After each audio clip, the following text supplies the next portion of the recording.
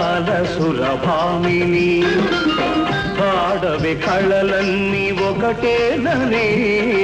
ఆడవే అందాల సురభామిని గానమేదైన స్వరములొక్కటే నాట్యమేదైన నడక ఒక్కటే